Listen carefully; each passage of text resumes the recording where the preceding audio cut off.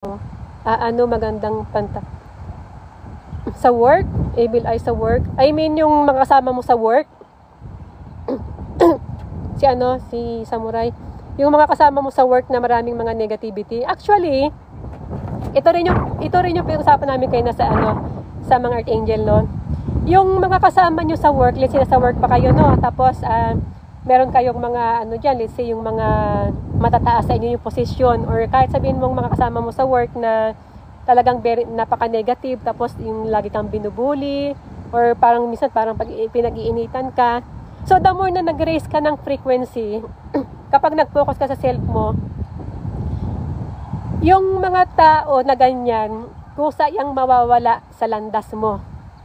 Kusa yang magda-drop out sa experience mo. Kasi, once na nag-raise ka ng frequency, lahat ng mga tao na sinasabi mong negative, kasi nagme-mirror lang din yan sa frequency mo.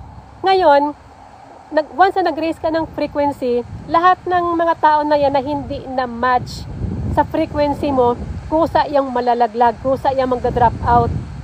So, bakit mangyayari yon? Either na umalis sila for some reason, kasi nga nakahanap na sila ng mas magandang opportunity, or either nagkasakit sila, hindi na sila doon sa work na yon, or either for any reason, aalis sila doon, or either naman na ikaw yung nagkaroon ng magandang opportunity at ikaw yung umalis, pumunta ka sa ibang bansa. So ibig sabihin, hindi na kayo makakatagpo ng landas. So ganun yung mangyayari when it comes to when you are raising your frequency. Kasi nga I always sasabi ko na your frequency determine your life experience. So, kung ano yung level ng frequency mo, let's say high frequency ka, so, hindi ka na imamatch. Let's say yung tao na yun is nasa 4D siya, di ba? 4D, let's say 3D, 4D. So, ikaw nasa 5D ka na or 6D, nag-level up ka na eh. Kasi nag-focus ka sa energy work mo, sa frequency work mo. So, hindi talaga kayo magmamatch kasi magkaiba na kayo ng frequency. Magkaiba na kayo ng plane na ginagalawan, magkaiba na kayo ng dimension. So, ganun yung mangyayari. Kasabihin mong boss mo pa yan. So, kahit na wala kang gawing action, kundi mag-focus ka lang sa self mo, so yung universe na yung gagawa ng paraan kung paano siya madadrop out sa experience mo. Ganun na ganun yun. O kaya naman, let's say na nag-focus ka sa self mo, pero hindi pa sila umalis doon. So, ang mangyayari nun, mababaltad yung mundo. Sila naman yung babait sa'yo. Ganun yung mangyayari. Kaya, napaka magical ng although hindi naman siya magic, pero parang magical kasi nga alam mo yon na yung universe, it is working in your favor. Ganun yung mangyayari. Pero ikaw rin yung nag-create noon, creation mo yun. Kasi nga nag-focus ka sa sa frequency mo, aware ka sa energy mo. Ganun yung mangyayari.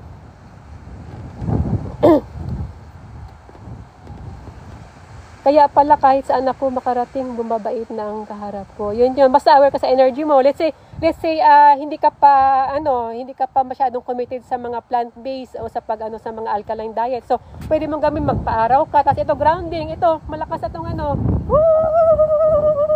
ganyan.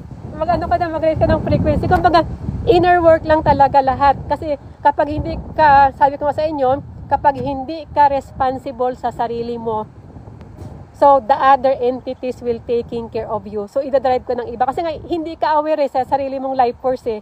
So, walang ibang responsible sa sarili mo, kundi ikaw. Kailangan mag-increase ka ng self-love, maging aware ka sa energy mo.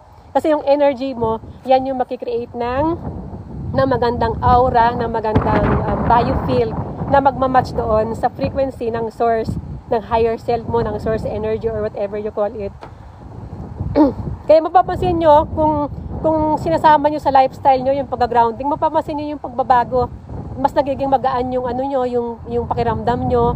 Kung dati masyado kayong emotional, mawawala yun, matututunan nyo kung paano nyo i-manage yung inyong emotion. Wow, thank you po, nasagot nyo po ang tanong sa isip ko. Ayun, si Awaken of Jesus. So, yun. So, once na kayo yung naging responsible, hindi nyo nasisisihin yung ibang tao. Hindi nyo nasisisihin kasi naging ganito yung buhay ko dahil sa kanya. Hindi na. Kasi ikaw na yung responsible eh. Ganun yun, once na naging responsible, kasi mas nakikita mo na, mas nakaka-realize ka. Ngayon naman, oras na ba? 35 na. O sige na mga Archangel, bukas na lang ulit. Paano po maging aware sa energy natin? Yun nga, maging aware ka sa mga ini-ingest mo sa 5 senses mo, si Day or Juela. Yung sa kailangan yung sa mga kinakain mo, iwas kayo sa mga karmic, yung mga dead foods, mga ganun, iwas kayo doon. So, bukas na lang ulit, hopefully, salamat at may mga meron tayong diba? Yun nga, minsan pag kakadada ko yung mga question nyo, so nasasagutan natin dito, diba? So, thank you so much, mga angel. Thank you for tuning in, sending you positive energy. Yung vibes natin. Ayun si Angel Job, Earth Angel natin to. So, bukas ulit. Thank you so much. Mwah!